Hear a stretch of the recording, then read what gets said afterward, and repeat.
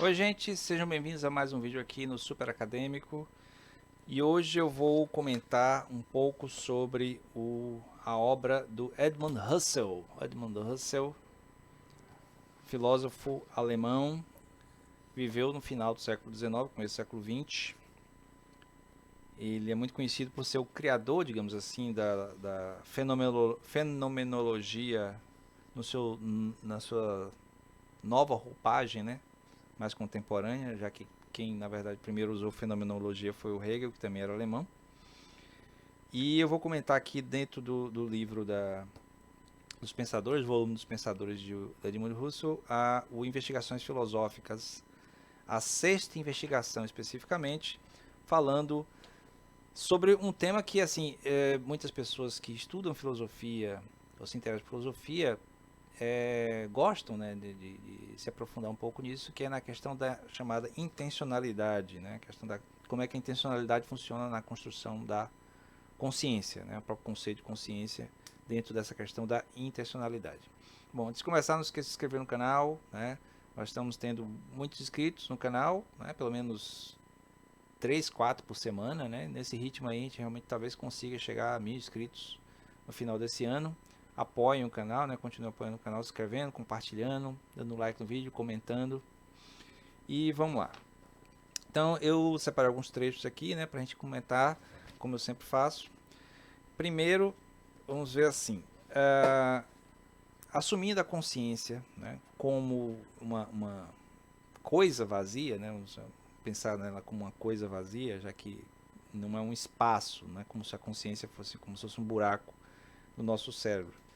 Mas vamos visualizar desse jeito. Pois não é nada, né, não é nada na consciência, ela estaria cheia de intencionalidade. Quer dizer, esse aí é a problemática assumida para a argumentação do Husserl e é o que eu estou me apropriando para poder desenvolver para vocês.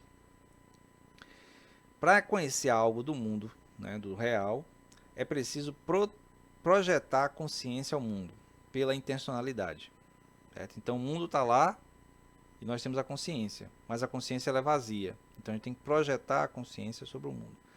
Mas o que é essa intenção, né? Essa intencionalidade? Seria algo inato da consciência, mas a consciência não é nada, certo? Então a consciência não é intencionalidade, mas para preencher a consciência, certo? Esse conceito de preenchimento, ele usa muito no livro, é preciso da intencionalidade. A noção de preenchimento é exposta por Husserl nessa sexta investigação, está na página 9. Pode talvez esclarecer a questão. Certo? Então, essa ideia de preenchimento é fundamental. Então, é uma metáfora, né, uma analogia, claro. Você tem que pegar e entender isso aí como uma maneira de compreender o que é a consciência e a intencionalidade, através desse preenchimento. A intuição sensível, por exemplo, a visão, se relaciona com o conceito de conteúdo, no caso, conteúdo intuitivo. Então, nós vemos ou percebemos uma coisa e aplicamos uma certa intuição nessa intencionalidade. É como se a gente meio que tivesse a capacidade, né, na consciência tivesse a capacidade de intuir sobre aquele estímulo sensível.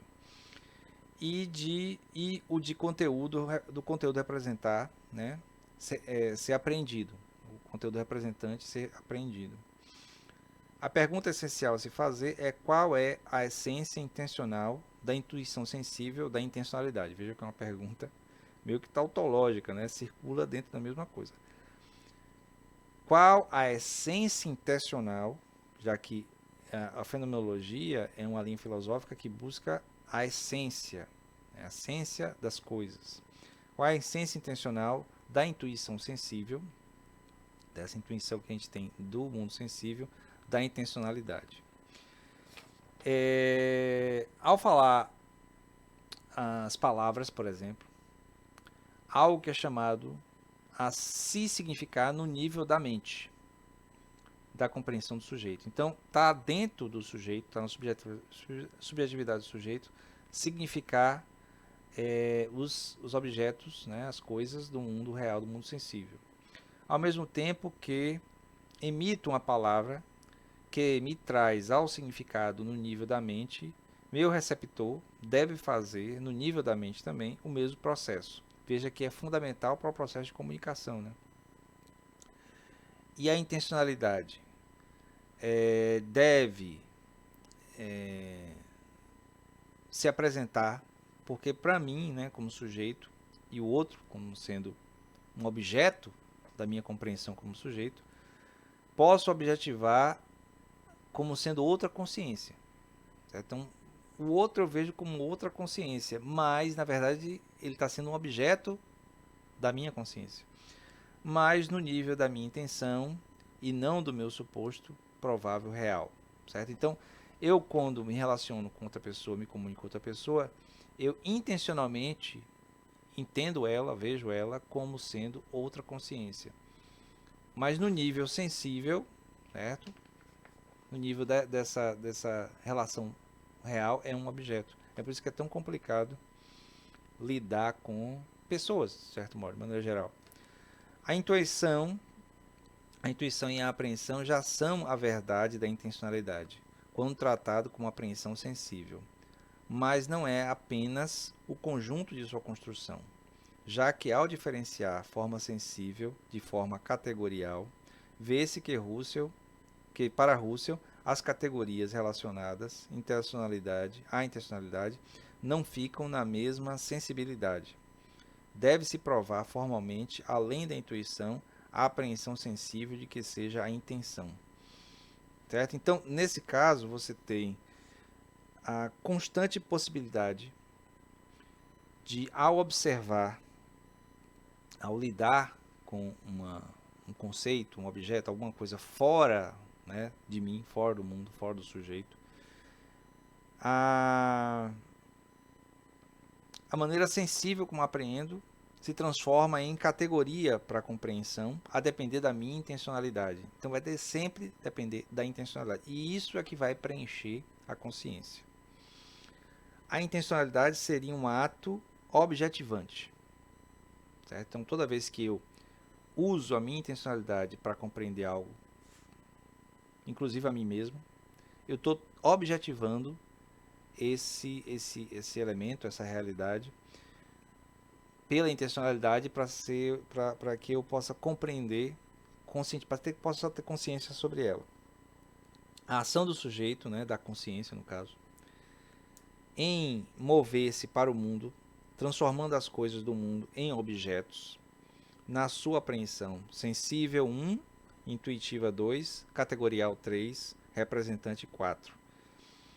Certo? Isso é o processo de apreensão. Então, você tem a consciência, que é o sujeito. Aí você tem o mundo a ser apreendido. Aí você tem, através da intencionalidade, a intuição sensível, a intuição, a intuição em si, digamos assim, a sensibilidade, né, a apreensão sensível, a intuição, que seria a compreensão intuitiva do que é aquilo ali, a transformação dessa intuição em categoria e, finalmente, a produção de uma representação daquilo ali. Isso é o que possibilita que a gente fale sobre a realidade e se entenda minimamente sobre a realidade. É como se as palavras também fossem vazias, pois preciso da intencionalidade da minha mente para serem significadas. Certo? Eu lembro que meu orientador, no doutorado, falava muito essa questão, que o significante é do sujeito. Isso quer dizer que, quando eu emito uma palavra, o significado colocado sobre aquela palavra depende de mim, da minha intencionalidade naquilo. É claro, só é possível a comunicação quando há uma partilha de significado, mas nunca vai ser exatamente o mesmo, porque o significante é do sujeito. Né? Essa intencionalidade é que vai dar o sentido. Obviamente, se isso for relacionado à teoria social simbólica, tudo ou quase tudo vai por água abaixo, já que as palavras seriam vistas como construções simbólicas sociais culturalmente partilhadas, independente dos sujeitos envolvidos individualmente. Então veja, esse comentário de linha mais antropológico ou sociológico é justamente para dar o contraponto da questão, certo? Então, nessa linha de pensamento, o sentido, o significado das palavras, né, dos conceitos, está na partilha social. Mas, puxando um pouco até para o Levi-Strauss, que fala da questão de uma espécie de inconsciente coletivo, né? Que seria a cultura, mas isso estaria presente em cada um. Então dá para emendar uma coisa na outra, dizendo que esse elemento de conteúdo passível de ser absorvido, né, ser compreendido pela consciência, por cada sujeito,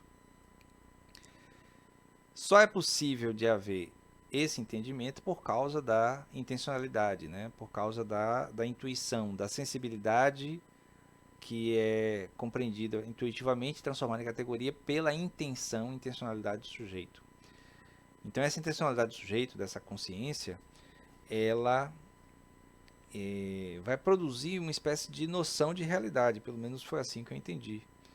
E é por isso que cada pessoa, né, cada indivíduo pode pegar e ter uma noção de realidade diferenciada. Por isso as divergências de opinião, as diferenças na maneira de enxergar o mundo, de perspectiva de mundo. É claro, é uma coisa muito plástica, né? Sempre possibilidade de mudança, principalmente a partir da relação.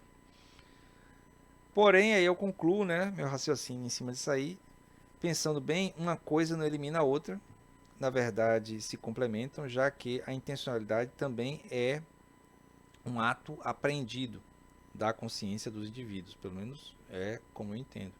E por isso precisa da interpretação cultural. Mas isso não parece ter sido a especulação do Russell, certo? O Russell estava mais preocupado em tratar da intencionalidade da consciência a partir desse ponto de vista do sujeito, né, da subjetividade, que é o foco central da própria fenomenologia, que vai dar origem depois vai contribuir para a origem do existencialismo, certo? Que é uma filosofia muito voltada para a subjetividade. De uma maneira diferente, é claro, da psicanálise. Mas eu acho que são coisas que realmente não se eliminam. Né? São modos de compreender a realidade subjetiva, né? O que é consciência, o que é intencionalidade, de maneiras diferentes, mas tentando contribuir para uma apreensão mais profunda sobre a verdade. Certo? Então, esse foi o vídeo de hoje. Espero que vocês tenham gostado. Comentem, coloquem perguntas, né? Se eu puder responder, eu respondo. Faço outros vídeos falando sobre Russell, a fenomenologia, a intencionalidade, consciência. E posso retomar o existencialismo também, que é uma coisa que eu já falei também. Que você encontra aí nos vídeos do canal. Certo? Então, até o próximo vídeo. Não esqueça de se inscrever no canal, dar like no vídeo e compartilhar. Valeu!